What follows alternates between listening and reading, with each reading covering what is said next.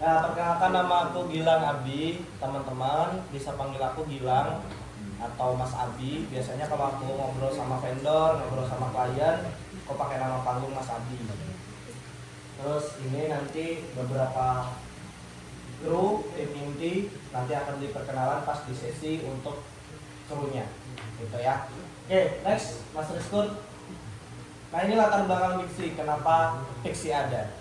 Jadi karena dari tahun ke tahun makin kesini kebutuhan untuk produksi digital khususnya di bidang media itu makin tinggi. Nah, kita hadir untuk menjadi salah satu solusi demand atas klien terhadap produksi dan post produksi multimedia itu sendiri. Gitu. Nah, next, Mas Rizkun. Nah, ini tentang kita. Kita sekarang berjalan di tahun ketiga keempat. Per tanggal kita exam profesional itu adalah di tanggal 28 Juni 2021. Jadi udah tahun ketiga mau keempat. Nah, untuk sementara basecampnya ya seperti ini ala kadarnya ya. Apa? Next, Mas. Nah, ini visi untuk Pixi, yaitu adalah menjadi perusahaan layanan jasa multimedia dan platform hiburan digital yang kompeten, integritas, inovatif, dan kreatif. Kenapa kita juga pengen jadi platform hiburan digital? Karena kita ada misi untuk entertaining. Ada beberapa segmen entertaining nanti. Nah, next. Nah, untuk mewujudkan visi yang masih secara absurd, kita implementasikan secara real dalam visi. Yang pertama adalah memberikan pelayanan jasa yang memuaskan bagi klien sesuai dengan standar quality yang sudah ditentukan. Standar quality di sini adalah standar quality pasar yang memang harus terpenuhi dan standar kualitas yang kita sediakan nuansa khusus Pixi, gitu loh. Jadi karena bisa dibilang kita semi seniman juga ya. Jadi kita ada sudut pandang arsiteknya yang kita tuangkan dalam produk kita, gitu. Nah, terus kemudian yang kedua adalah menjadi perusahaan penyedia jasa yang mampu mengedukasi berbagai jenis kalangan masyarakat mengenai pentingnya industri kreatif, khususnya di bidang multimedia. Nah, entertaining yang tadi saya sebutkan itu adalah yang pertama entertaining untuk menghibur. Nah, terus kemudian entertaining dalam artian kita eksis untuk memberikan awareness kepada beberapa segmen kalangan yang memang belum ada awareness terhadap pentingnya multimedia. Ya contohnya kalangan-kalangan yang bilang kalau edit video tinggal tempel-tempel aja, paling ada CapCut, template dan segala macamnya. Nah, itu mau kita awarenesskan bahwasanya multimedia itu bisa menjadi lahan pencaharian, terus bisa menjadi senjata utama juga untuk marketing dan segala macamnya. Agar orang-orang tersebut itu punya pengertian pada akhirnya ketika mereka untuk hiring entah itu dari Pixi atau dari teman-teman pelaku industri kreatif yang lainnya. Jadi ternyata kalau ngedit video itu susahnya kayak gini ya. Jadi biar mereka nawarnya nggak kejam, nah. Tujuannya adalah untuk seperti itu. Dan ketiga adalah menjadi platform hiburan digital berbagai jenis kalangan masyarakat. Jadi kita all genre lah. Dalam artian mau yang tua, muda dan segala macamnya. Makanya dalam penyusunan konten dan segala macamnya diusahakan kita bisa multi generasi gitu. Next. Nah, ini untuk tim inti yang sekarang saya sendiri sebagai tim leadernya. Terus kemudian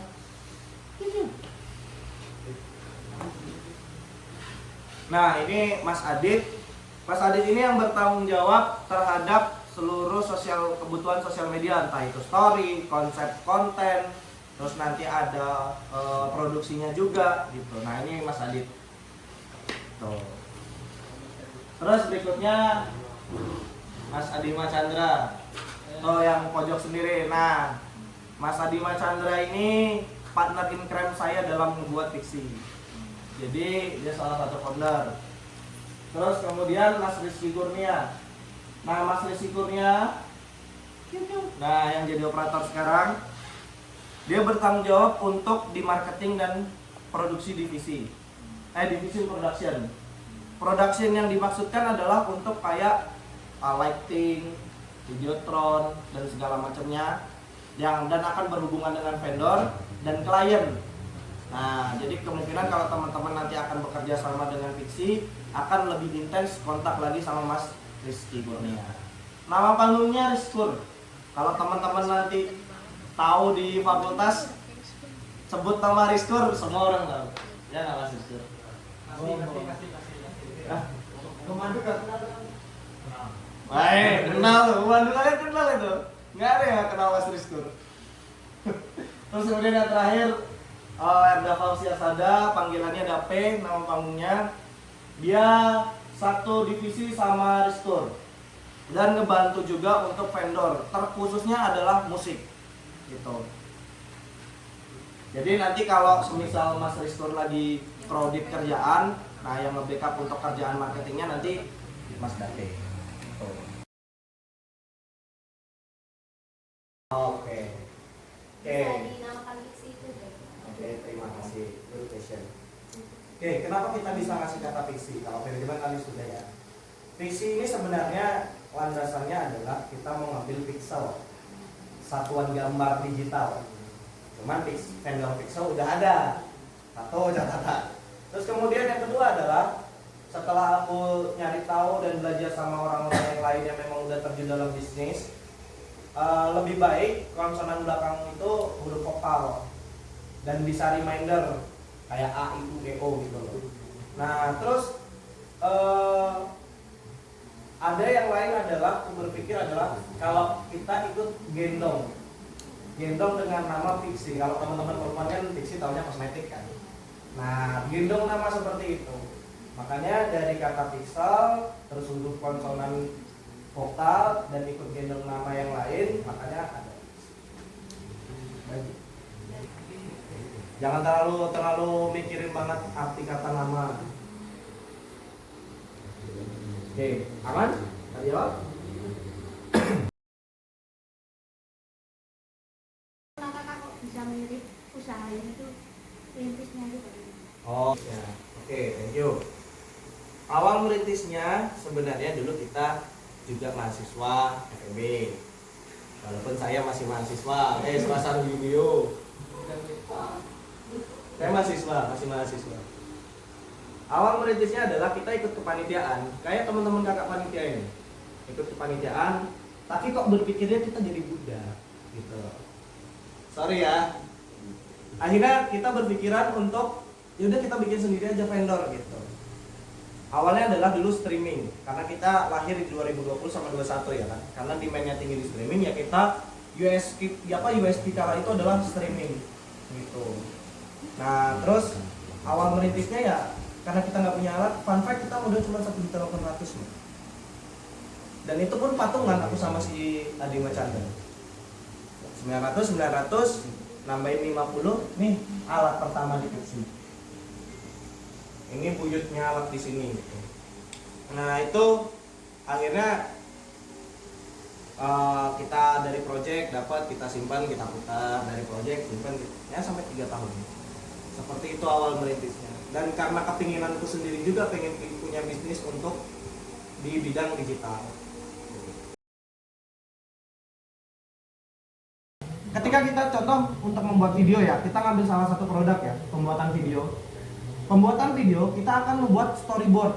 Storyboard ini kita persinnya mau ngetek apa aja sih? Pasti akan melalui itu dulu. Setelah itu selesai, baru kita akan mempersiapkan alat. Alat apa saja yang memang akan digunakan dan spesifik. Nanti kita akan print lembarnya. Akan ada cross check di dalamnya. Cross check ambil dan cross check mengembalikan. Satu. Terus kemudian yang kedua, ketika production, kita juga membagi job desk. Job desk ini akan berdasarkan SOW-nya nanti. Oh, misal fotografer, scope of work-nya apa aja, ranah kerjanya apa aja. Oh, dia bertanggung jawab sama ini segala macamnya. Ya udah, ketika di lapangan itu dipenuhin. Utamanya adalah job utamanya dulu atau SOW yang udah terlampir. Kalau memang dia udah selesai dan dia bisa membantu yang lainnya, yaitu keikhlasan dia untuk membantuin yang lainnya gitu. Terlepas nanti ada rujukan kayak tambahan atau tunjangan tunjangan dan segala macamnya. Kualitas pertanyaannya. Yang pertama, gimana cara untuk sustainnya sama 4 tahun ini? Ya tentu kita gini mas, kerja kita itu yang penting santai selesai.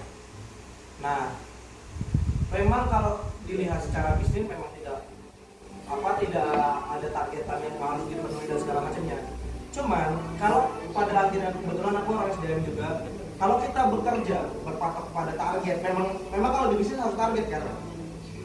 Tapi itu turnover sama stresnya itu akan atau burnout-nya akan tinggi. Nah, alangkah lebih baiknya akhirnya untuk ngambil dari situ kita ngambil kualitas. Kualitas dalam artian proyeknya sekali proyek gede gitu, yang bisa untuk nutupin. Nah itu kita bagi kuantitasnya, mana proyek yang memang harus kita dapatkan besar untuk nutupin, mana proyek yang memang kita bisa ya dapat cuman ceperan receh-recehan lah.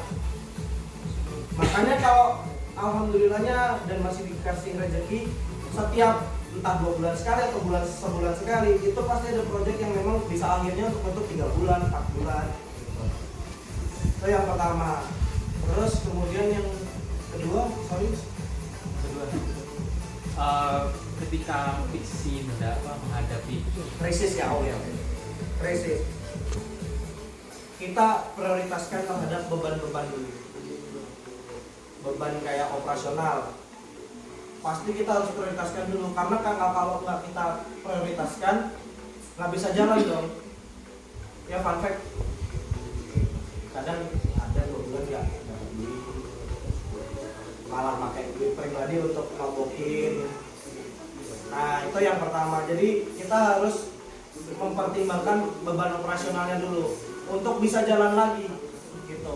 Terlepas entah caranya gimana, yaitu dipikirkan tersendiri. Terus kemudian kedua, ketika setelah beban ini sudah terpenuhi, biasanya aku benchmarking mas. Benchmarking ketemu sama orang lain. Walaupun kita sudah berjalan, kita udah punya pengalaman dan segala macamnya, sowan ke orang yang memang udah punya pengalaman lebih kan lebih baik. Nah, aku ada beberapa orang yang memang aku percayakan ketika aku dapat masalah, aku ceritakan. Terus beliau ngasih saran. Oh, bagusnya seperti ini, terhadap permasalahan itu seperti ini. Nah, kadang malah ada yang lebih baik, ya udah jalan aja dulu, kita cover dulu gitu, nanti dikembalikan. Jadi makanya mitra dan relasi itu bukan hanya stakeholder, tapi stockholder juga. Kita keeping touch juga gitu.